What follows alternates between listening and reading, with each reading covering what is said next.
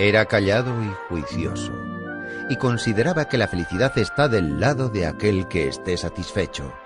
Mucha gente le conoce como el gran filósofo, pero este científico griego también realizó descubrimientos fundamentales en biología, ética, estilística, meteorología y estética. Era un hombre sabio. Aristóteles confiaba en la virtud de la mente humana, ya que estaba inspirada en una realidad cognitiva, la cual existe de una forma independiente a los deseos y opiniones humanas. Aristóteles nació en Estágira, una península al norte de Grecia, en el año 384 a.C. Su padre, Ninómacos, oficiaba como médico del padre de Filipo de Macedonia, el rey Amintas III. Tenía la reputación de ser un médico muy fidedigno. Le dio a su único hijo una inmejorable educación.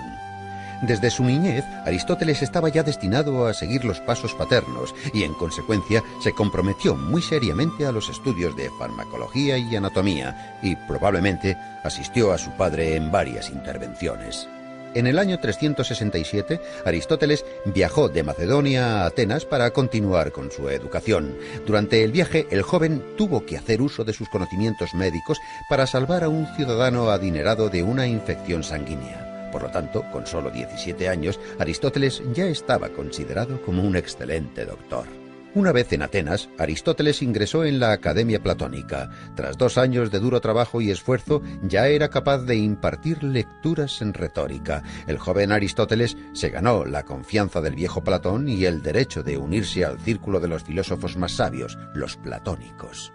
A pesar de que el estudiante apreciaba a su mentor, Aristóteles también hacía críticas de sus puntos de vista. Un ejemplo son estas palabras escritas con su propia mano. Amicus Plato. Sed magis amica es veritas.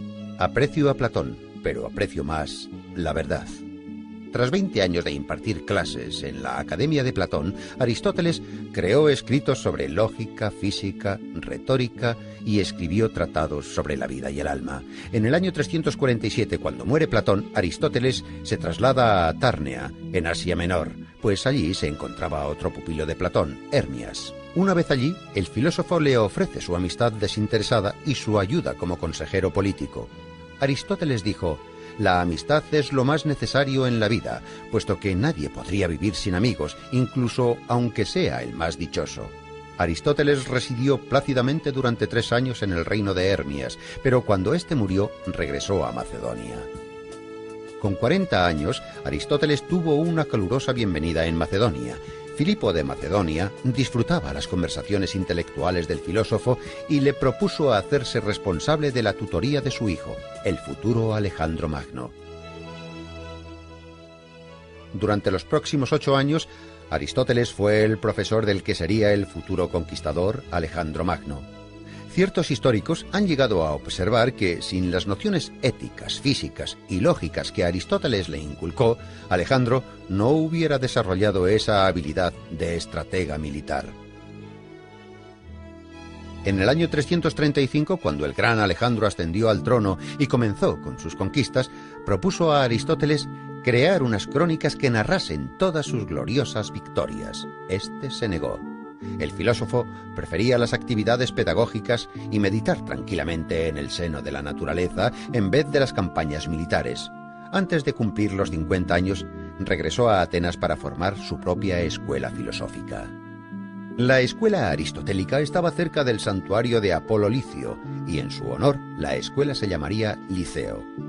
Para enseñar filosofía, retórica y lógica a sus alumnos, Aristóteles rechazaba los métodos tradicionales y les inculcaba la filosofía a través de discusiones mientras caminaba con ellos por el jardín. A la escuela también se le denominaba con el nombre de perípatos, una especie de galería cubierta donde se discutía y se paseaba.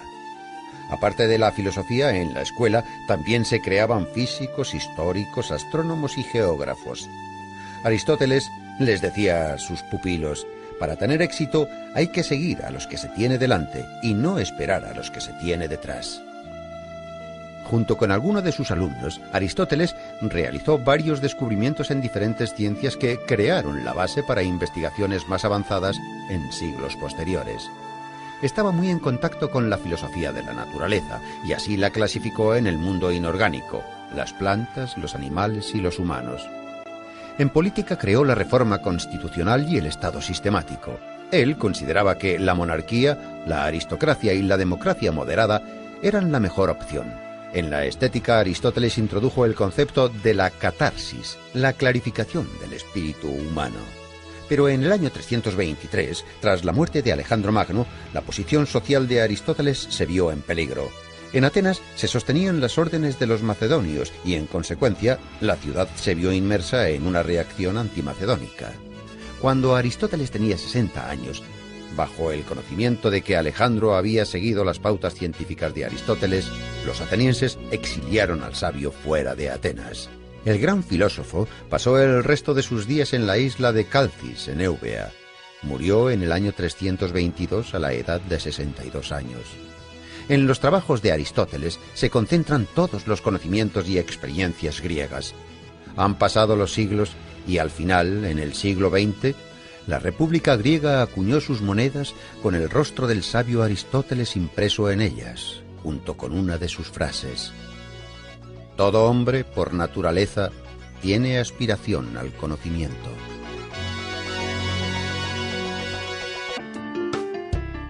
Nietzsche escribió: resulta significativo que sea Sócrates el primer gran heleno que fue feo, de igual manera que en él todo es simbólico.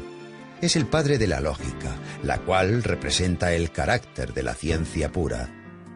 Antes de que los jueces le condenaran a muerte, el gran filósofo Sócrates afirmó: no debo rechazar mi filosofía mientras me quede aliento.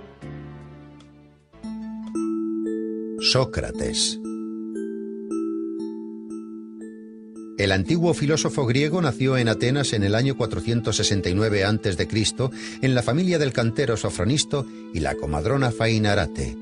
Puesto que Sócrates era analfabeto, toda la información que se conserva de él es gracias a los trabajos de sus discípulos Platón y Jenofonte. No existe mucha información sobre los primeros años de su vida, pero se sabe que con 17 años ya llamaba la atención por la gran agudeza de sus razonamientos y su facilidad de palabra. Era de pequeña estatura, vientre prominente, ojos saltones y nariz respingona. Aspirando a concienciar a los ciudadanos sobre la perfección moral, Sócrates realizaba numerosas tertulias, en las plazas y en las calles. A la sombra de un olivo pasaba horas discutiendo sobre la justicia y la virtud. La negligencia de los quehaceres diarios llevaron a Sócrates a una extremada pobreza. Recorría las calles de Atenas descalzo y vestido con la misma túnica. Antifón, el sofista, decía que ningún esclavo querría ser tratado como él se trataba a sí mismo. Sócrates se sumergía tan profundamente en sus propios pensamientos que llegó a permanecer todo un día en el mismo sitio. Aunque con el comienzo de la guerra del Peloponeso, cuando el peligro amenazó a su ciudad natal, Sócrates luchó valientemente por la protección de Atenas. Cuando el oráculo de Delfos anunció que Sócrates era el griego más sabio, el mismo filósofo se sorprendió mucho. Interpretó el oráculo como un enigma y se aventuró a encontrar hombres más sabios que él. Acudió a los sofistas, quienes ejercían la profesión de enseñar la sabiduría. Fingiendo ser un ignorante, Sócrates preguntaba humildemente a los sabios de Atenas sus conocimientos sobre el bien, la belleza y la virtud. Después, con una agilidad irónica espléndida, les hacía notar sus propios errores. Su mérito más grande fue crear un método inductivo que le permitía llevar a sus alumnos a la solución de los problemas que se le planteaban por medio de hábiles preguntas, cuya lógica iluminaba el entendimiento. Inspirado por cómo su madre ayudaba a traer niños al mundo, él creó el método denominado como mayéutica. Sócrates llegó a la conclusión de que realmente era el griego más sabio, por el mero hecho de que él, a diferencia de los demás, era consciente de su ignorancia. Solo sé que no sé nada. Sócrates pensaba que los dioses le habían encomendado la misión de impedir que los ciudadanos cayeran en la hibernación espiritual, y actuaba como una avispa que incordia a un caballo. De hecho, ese fue el apodo por el que le conocían, la avispa ateniense. Sócrates intentaba comprender y formular principios morales que fuesen uniformes para todo el mundo. Solo hay un bien, es el conocimiento. Solo hay un mal, es la ignorancia, decía Sócrates. Insistía en impartir una educación a los jóvenes en la que no solamente los padres, sino también los poetas y los filósofos deberían comprometerse. Los ciudadanos atenienses se quejaban de que parecía que perdían el control de sus hijos, porque el astuto filósofo les estaba arrebatando el afecto de sus niños. Aristófanes describe esta situación en su comedia Las nubes. Cuando un joven le preguntó a Sócrates si era necesario casarse, Sócrates le contestó: «Haz lo que desees, te arrepentirás de todas formas». El propio Sócrates, a la edad de 40 años, contrajo matrimonio con una joven de 19 años. Ella se llamaba Xantipa. Se la conocía por su escandaloso temperamento. No obstante, Sócrates, con pleno dominio de sí mismo, aguantaba a su insensata esposa con su calmada filosofía. Tras la larga guerra del Peloponeso, Atenas cayó en las manos de Criteas, un tirano espartano y un antiguo discípulo de Sócrates. A pesar de que Sócrates nunca había colaborado con tiranos de ninguna clase, el filósofo fue acusado por no reconocer a los dioses atenienses y por corromper a la juventud.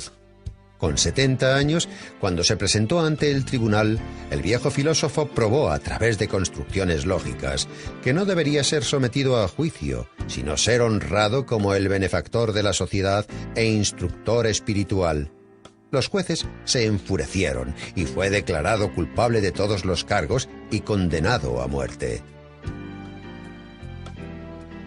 Aguardando a la ejecución, Sócrates pasó su último mes de vida en la cárcel hablando de filosofía con sus compañeros, tratando temas como la inmortalidad del alma.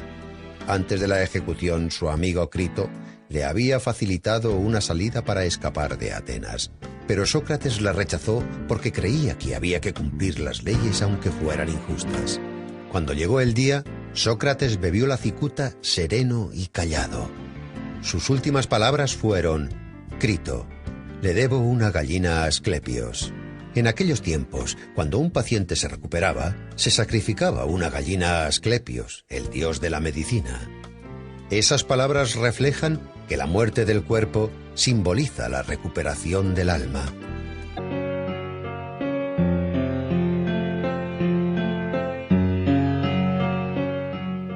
Este filósofo se convirtió en leyenda cuando aún vivía. Los rumores le transformaron en un profeta y después en un estafador. A veces le convertían en héroe de anécdotas y otras le tomaban por loco. No creó ninguna doctrina integral, pero toda su vida fue un ejemplo de servir a la filosofía. Diógenes el cínico, natural de Sinope, también era llamado Diógenes el perro. Este filósofo vivió en el siglo IV a.C. Se sabe que su padre era acuñador de moneda y toda su familia provenía de Sinope, territorio de la Turquía actual. Cuando Diógenes aún era joven, fue acusado de adulterar las monedas y enviado al exilio fuera de su ciudad. Diógenes no negó su parte de culpa. Pero ¿cuáles eran las razones por las que un joven de familia adinerada actuaba así? Según la leyenda, la razón por la que falsificaba monedas no era para obtener beneficios, sino por seguir las instrucciones del oráculo de Delfos. El joven Diógenes acudió al oráculo y le realizó la descarada pregunta de «¿Qué debo hacer para hacerme famoso?». El oráculo respondió «Cambiar el valor de la moneda». Diógenes tomó la profecía al pie de la letra. El oráculo se convirtió en la consigna cínica y en metáfora de buena parte del comportamiento del filósofo.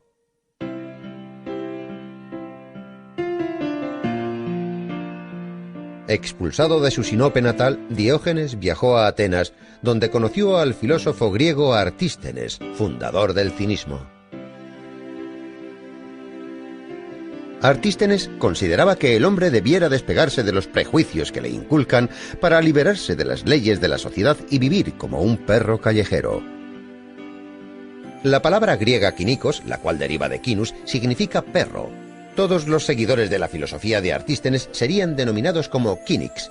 La palabra cinismo, la cual proviene de las enseñanzas filosóficas de los Cynics, en la actualidad ha obtenido un nuevo significado. Ahora no solo define la acción de negar las leyes sociales, sino también describe la acción de negar la moral existente y las leyes culturales. Diógenes se convirtió en el mejor alumno de Artístenes. Convencido de que la virtud consistía en abstenerse de las necesidades y el ascetismo, Diógenes liberó a su único esclavo, cambió sus ropas por vestimentas rústicas, se hizo con un zurrón y comenzó a vivir en las calles. En invierno solía dormir en los pórticos y plazas públicas, y en verano dormía en la arena calentada por el sol. Diógenes vivió una vida ceñida a los ideales del cinismo. Incluso llegó a reprochar a su maestro de no seguir sus propias doctrinas y no apreciar las privaciones como medio de rectificación moral.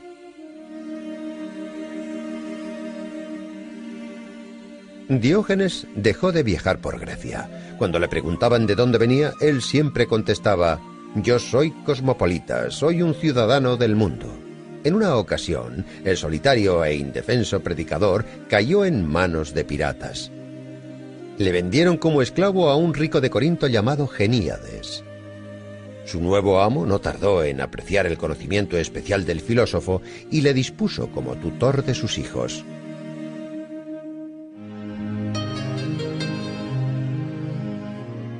A pesar de todas las penurias que tuvo que vivir, Diógenes siempre fue fiel a su filosofía cínica. Continuó como esclavo hasta el día de su muerte, pero ya que apreciaba su libertad interior, eso nunca le hizo infeliz. Diógenes llegó al extremo de su ascetismo.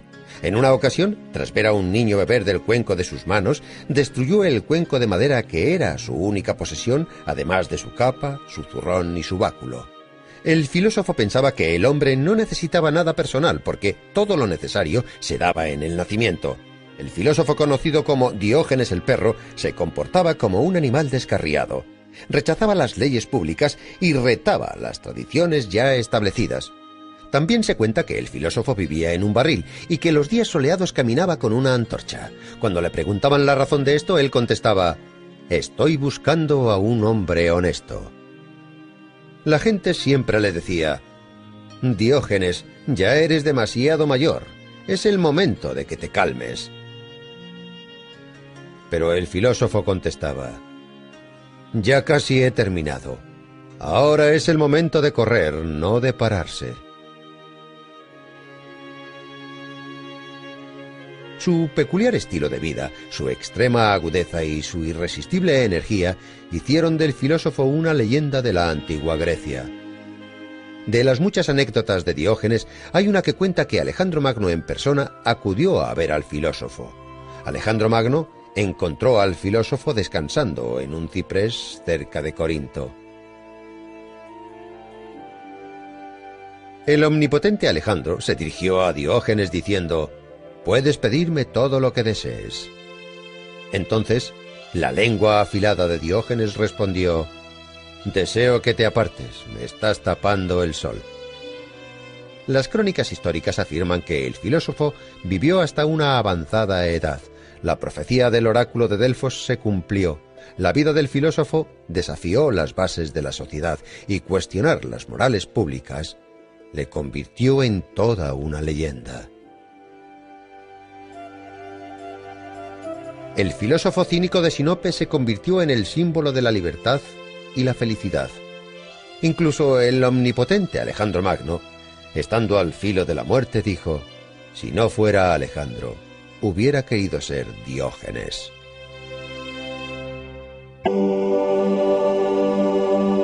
La escuela fundada por este antiguo filósofo se convirtió en un prototipo de la educación superior moderna. Los contemporáneos le denominaban el Maestro Divino.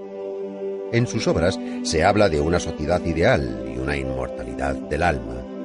El antiguo pensador griego Platón decía que el tiempo es una constancia similar a la eternidad. Nació en el año 427 a.C. en una familia aristocrática ateniense. Por descendencia paterna, Platón pertenecía a los zares de Ática. Por parte materna, el sabio descendía del conocido legislador ateniense Solón. Su nombre de nacimiento fue Aristócles. El joven Aristócles era de constitución fuerte y de hombros anchos. Por ello, le apodaron Platón, el de los hombros anchos. Su apodo se conocería a lo largo de la historia. Platón obtuvo una educación aristocrática en su juventud. Escribió versos y tragedias, estudió las obras de filósofos de épocas pasadas y además componía música y también dibujaba. Era un excelente gimnasta, dominaba la equitación, luchaba en combates individuales e incluso ganó numerosas competiciones por ello. Pero a pesar de su versátil educación, el joven era extremadamente tímido y prefería los empleos solitarios antes que dialogar con sus contemporáneos. A los 20 años, el joven Platón ya era considerado como uno de los ciudadanos más prometedores de Atenas. Poseía una brillante carrera política por delante, pero su destino le reservaba algo diferente. En el año 407 a.C., el joven aristócrata conoce a Sócrates, el filósofo que rondaba las calles atenienses. Vestía ropas viejas y harapientas, caminaba descalzo y siempre estaba rodeado de pupilos y de oyentes atónitos ante sus palabras. Sócrates ofrecía discursos interminables sobre la idea del bien y a nuestros ojos podría parecer un loco que desvariaba. Pero Sócrates revolucionó la mente del joven Platón. Influenciado por las teorías del viejo filósofo, el joven, al que le esperaba una brillante carrera política, perdió todo su interés respecto a los ideales públicos y políticos.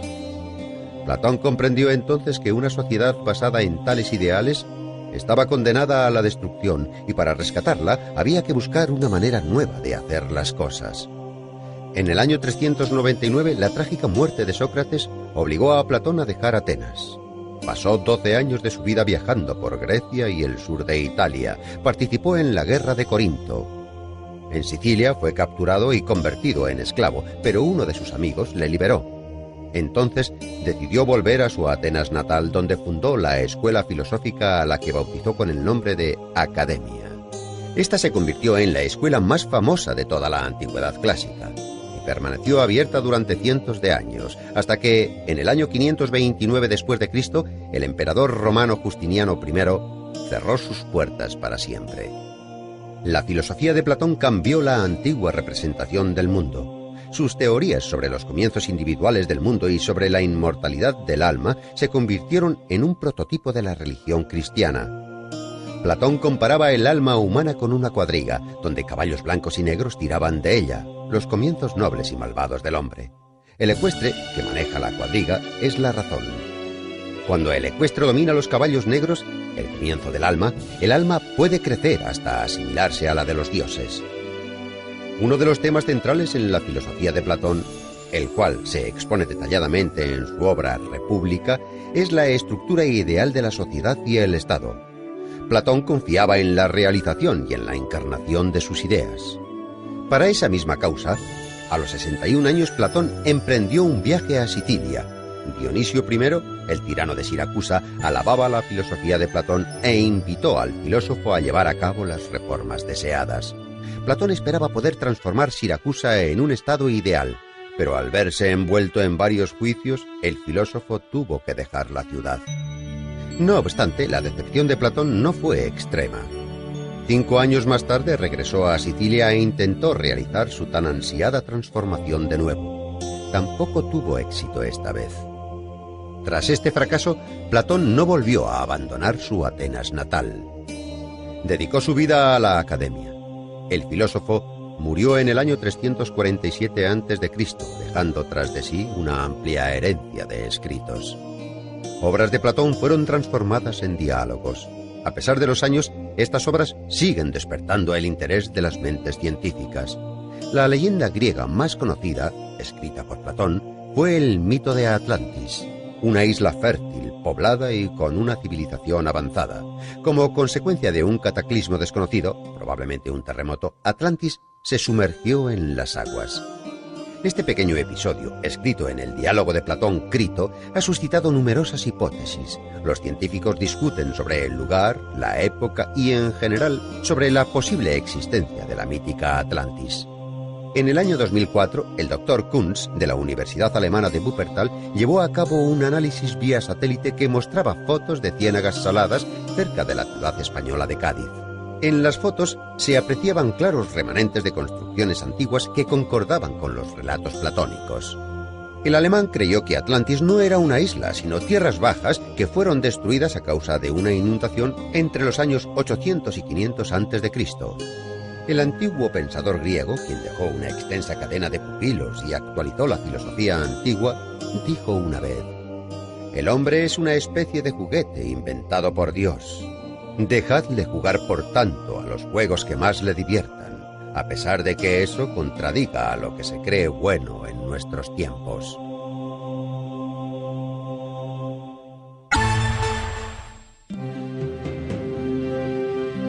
Hoy en día sus tragedias tienen el mismo éxito que en el siglo V a.C., aunque en su época sus obras provocaban el enfado de los espectadores y los competidores poéticos.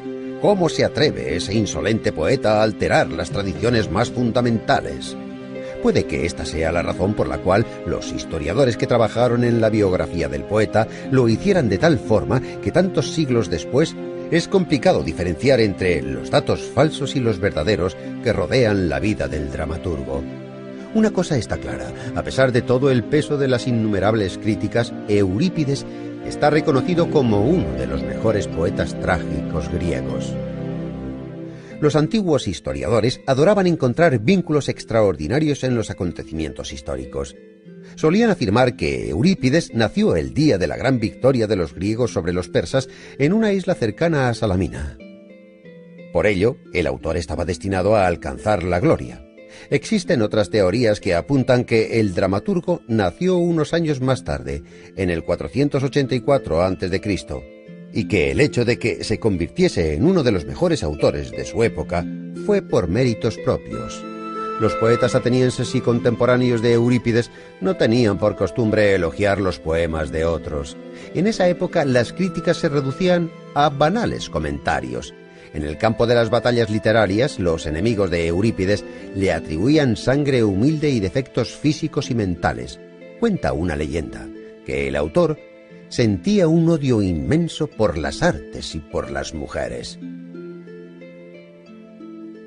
Pero un siglo más tarde, Aristóteles afirmó que Eurípides era el mejor poeta trágico de todos sus contemporáneos.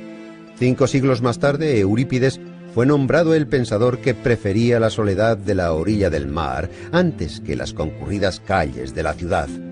Los visitantes que acuden a Salamina aún pueden contemplar las cuevas donde Eurípides componía sus tragedias.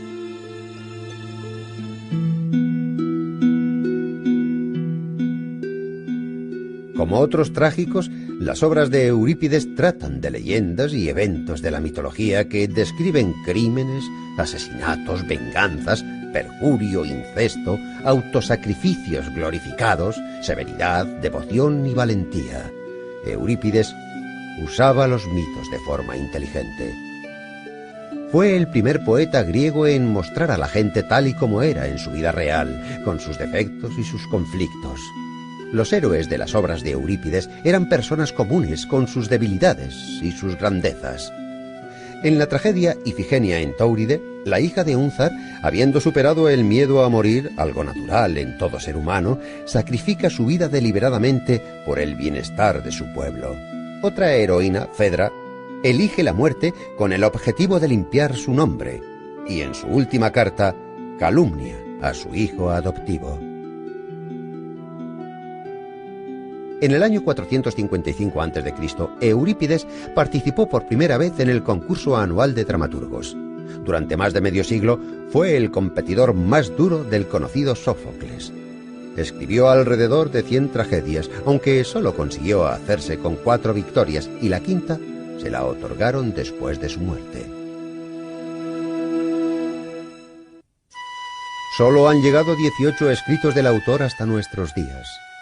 En tragedias como Medea, Hécuba y Andrómaca, el autor habla de problemas que eran objeto de especulación en Atenas en el siglo V a.C., temas como el papel de los dioses en el destino de un hombre, la racionalidad del mundo, Esparta como el enemigo de Atenas en la guerra del Peloponeso, etc. Al igual que Sófocles, su competidor más renombrado, Eurípides, utilizaba la mitología en sus escenarios. De hecho, los antiguos mitos eran su herramienta favorita para crear las tragedias. Los predecesores del dramaturgo eran expertos en volver a relatar los ya famosos argumentos. Eurípides fue el primero en desviarse de estas tradiciones y, con perspicacia, intentar sumirse en el mundo interior de los héroes y de sus sentimientos. En la tragedia Alcestis, por ejemplo, Eurípides utiliza la famosa historia mitológica sobre dos hermanos que deciden vengarse de su madre. Pero al contrario que en el mito, la Alcestis de Eurípides no es la salvadora de su hermano. Lo verdaderamente importante para el dramaturgo era intentar descubrir los sentimientos de esos niños que osaron tener el coraje de pegar a su propia madre. Esta aproximación de Eurípides hacia los mitos desencadenó sentimientos contradictorios. Por una parte, existía una empatía sincera y por otra, una indignación noble. Pero era una blasfemia. Eurípides tuvo la osadía de cambiar una historia que todo el mundo conocía desde su niñez, y los atenienses, como todos los humanos que les vivieron antes y después de ellos, desconfiaban en todo aquello que era nuevo y diferente. Puede que este fuera el motivo por el que Eurípides fuera un incomprendido en su época. Es posible que esa fuese la razón de que abandonara Atenas en el año 408 a.C. para pasar el resto de sus días en Macedonia y trabajar en la corte de Arquelao como poeta y escritor. Allí, en Macedonia, entre los años 407 y 406 a.C., Eurípides falleció en las líneas de una triste primavera que podrían formar un epitafio. No debe lamentarse la muerte, debe lamentarse la vida destinada a la lucha y a una vida miserable. Desde los tiempos antiguos solo nos han llegado unas pocas imágenes del dramaturgo, pero visualmente demuestran que durante toda su vida este hombre melancólico inclinaba su cabeza pensativo agradeciendo los reconocimientos, pero sin comprender los injustos y constantes ataques.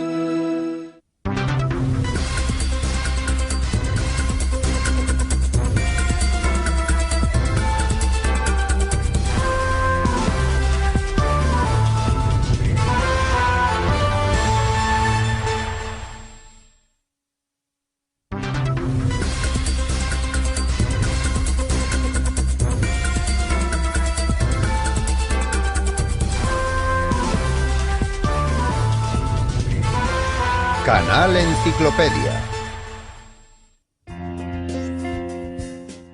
Antes de que se implicase en el estudio de las ciencias, la historia parecía un mito. Su propia vida parece una leyenda. Patriota griego y un entusiasta de los viajes, fue el fundador de la etnografía. Fue escritor y científico, fue el padre de la historia. Heródoto de Halicarnaso dejó constancia de un ecúmeno, desde la civilización europea hasta lo que nosotros entendemos como civilización más moderna.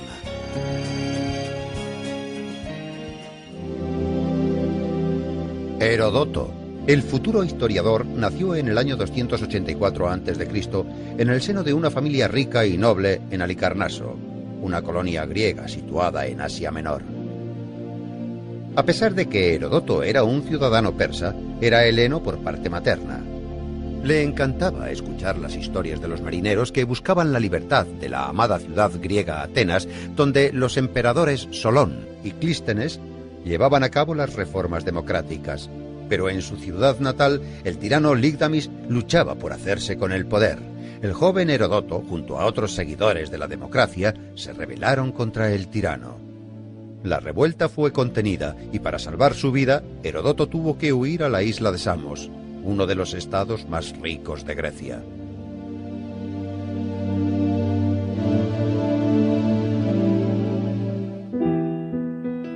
En el año 464 a.C., cuando Heródoto cumplió los 20 años, dejó la isla griega para viajar de país en país y dirigirse al este.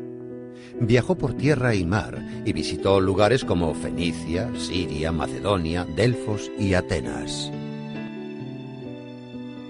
Heródoto de Halicarnaso resultó ser un viajero inquisitivo y emprendedor. Investigó cuidadosamente las inscripciones sagradas, los templos, las crónicas, la colección de oráculos y profecías, leyó numerosos trabajos literarios y estudió las costumbres locales. Más tarde, con diligencia, escribió todas sus observaciones personales en un libro que se convertiría en la famosa Historiae, el primer libro histórico de los tiempos antiguos.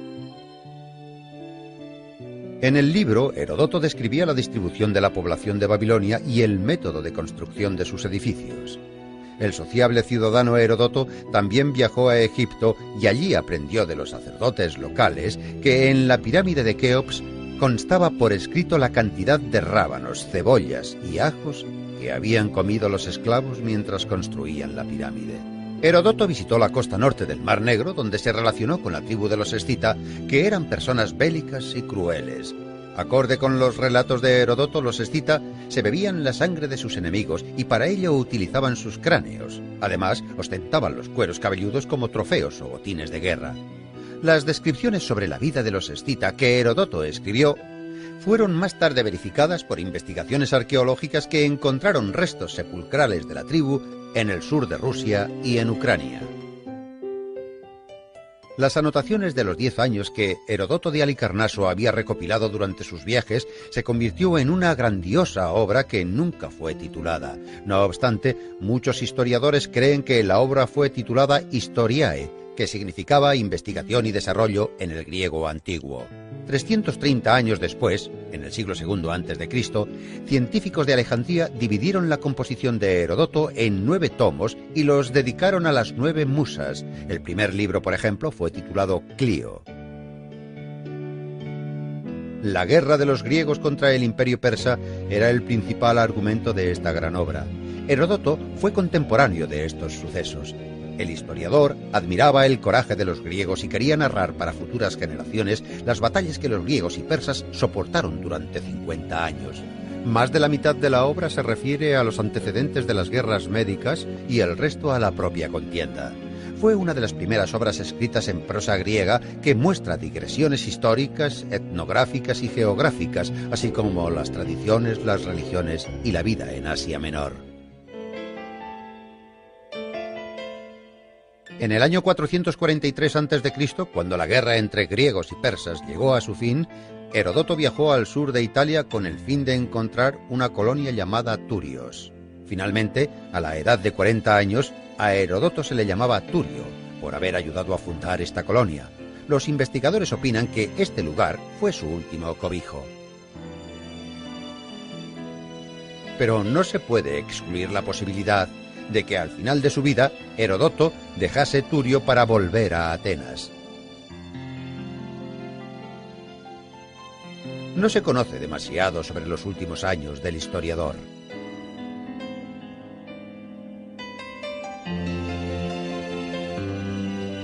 Probablemente participó en alguna reyerta política entre Atenas y Esparta y se dedicó a completar su monumental obra que nunca fue terminada.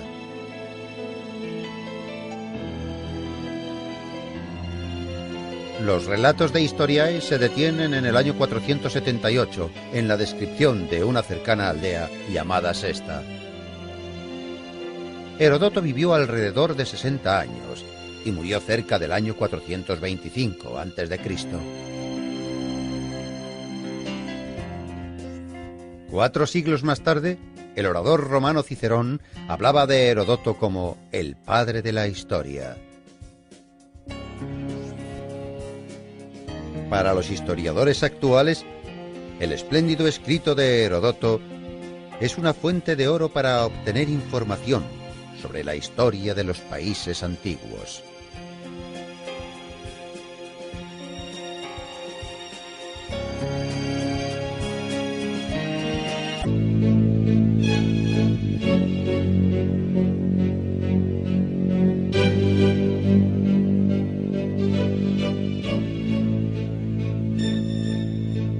Contemporáneos escribieron: tuvo una vida larga y feliz, creó infinidad de tragedias preciosas y murió sin conocer la desgracia. Escribió más de 100 obras, pero solo se conservan 7 de ellas, aunque éstas demuestran que Sófocles fue uno de los mejores poetas trágicos de la antigüedad. Sé osado. Lo que los sueños te traen con la luna, los rayos del sol se lo llevarán. Hijo mío, no hay mejor regalo que la vida. Como ocurre con otros poetas antiguos, no se conoce demasiado sobre Sófocles. Nació en Colono, un pueblo cerca de Atenas. El autor haría conocido su lugar de nacimiento por medio de su tragedia Edipo en Colono. Era hijo de un rico armero llamado Sófilo. Otorgó a su hijo la posibilidad de recibir la llamada educación ateniense, que fomentaba el libre desarrollo del cuerpo y el espíritu. El joven Sófocles se inclinaba por jugar a la pelota y estudiar música. A los 16 años fue elegido director del coro de muchachos que dedicaba himnos a los dioses, para celebrar la victoria contra los persas en la batalla de Salamina. Esta batalla conecta a 3 de los mejores poetas trágicos de la antigua Grecia. Esquilo participó en la batalla de Salamina. Sófocles le glorificó por ello.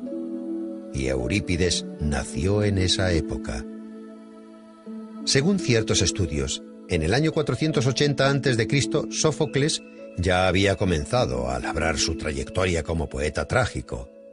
Pero no fue hasta 12 años después cuando debutó como poeta trágico en las Dionisias, el concurso teatral que se celebraba anualmente en Atenas, y se hizo con el primer premio derrotando al gran Esquilo. Según la opinión de sus contemporáneos, Sófocles elevó la tragedia a un nivel superior, añadiendo un tercer actor en la escena y dando un mayor juego al diálogo. El escritor Diógenes Laercio expuso la historia de la tragedia griega de la siguiente manera. Si uno quiere atribuir a Esquilo todas las innovaciones escénicas, como por ejemplo la luz y el estruendo de los rayos, las máscaras y los cantos, los atuendos ceremoniales de los reyes y las ropas de lana de los profetas, uno debería pensar que quizás Sófocles inventó todo eso. Además, a diferencia de Esquilo, Sófocles se centró, más que en el argumento, en los sentimientos y los sufrimientos de los hombres. Sófocles admiraba la fuerza mental que un hombre es capaz de demostrar. En su famosa obra Antífona, Sófocles comienza el estribillo diciendo: «Hay muchas maravillas en el mundo, pero el hombre es la más maravillosa de todas ellas». Con obras como esta, Sófocles se convirtió en uno de los poetas más conocidos de la antigua Grecia. En el festival en honor a Dionisio ganó el primer premio en más de 20 ocasiones y el segundo más de una docena de veces. Pero nunca se permitió quedar el tercero, que para él sería el último puesto. Escribió más obras que muchos autores, 123 dramas, pero solo 7 han llegado a nuestros días. Áyax, las Traquinias, Electra, Filoctetes y la trama de la familia del rey Edipo fue quien otorgó la mayor fama a su autor. La trama consta de las tragedias Edipo Rey, Edipo en Colono y Antígona. En la tragedia Edipo Rey se narra la caída de Pericles al mando del Estado ateniense y se interpreta de una forma muy creativa. En la historia, los años de su gobierno se conoce como la época de Pericles, el período donde Atenas era fuerte y próspera.